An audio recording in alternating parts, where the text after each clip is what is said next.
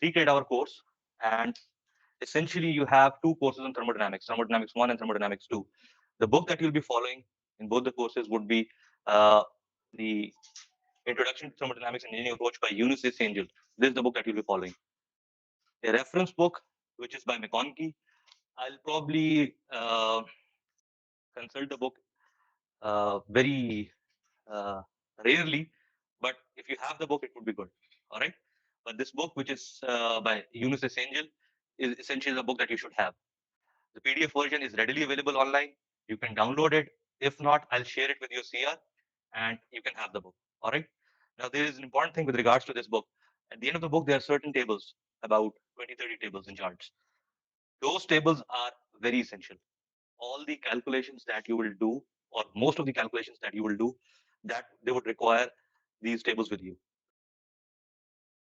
And now, thermodynamics 1, before we begin into thermodynamics, the whole course 1 and 2, thermodynamics 1 is essentially the fundamental principles on which you do the analysis of a system. So this course initially would be very dry because you'll be dealing with principles. You'll be trying to understand the principles, classical approaches, different terminologies that would be required throughout your Thermo 1 and Thermo 2. And while you move on towards chapter 4 and chapter 5, you will be applying those principles on individual components of the system. So you would have to first understand the basic principles, equations that are developed based on those principles, identifying different systems, applying those equations onto those systems and extracting the relevant information. This journey is basically a thermodynamics 1.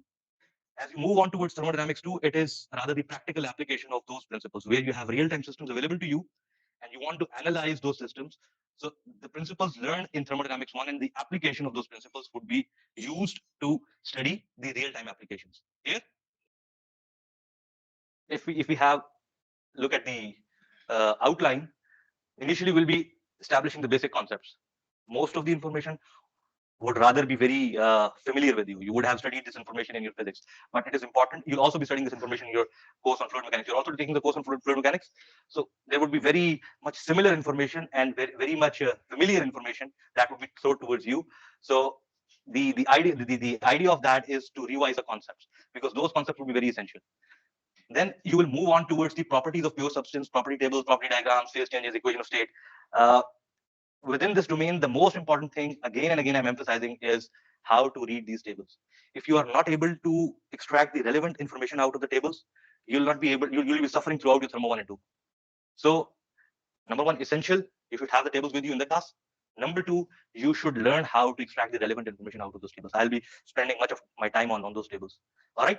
Then you have the three modes of transfer, which is heat, work, and mass. You will have these sort of interactions are generally present in any kind of engineering device.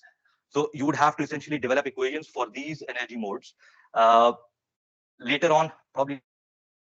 So again, as I said, initially basic concepts, moving on towards the property tables and property diagrams, and which would be followed by the three major source of energy interactions: heat, work, and mass. Then you will be concentrating on two different kinds of systems, open and closed systems, and a special class of open systems where you have steady state flows. And in the last, you will have basically the second law of thermodynamics, which would define the ideal cycle, which is the Carnot cycle, reversible, irreversible processes. All right. This is it for the introduction. We'll now move on towards the introduction to the first chapter.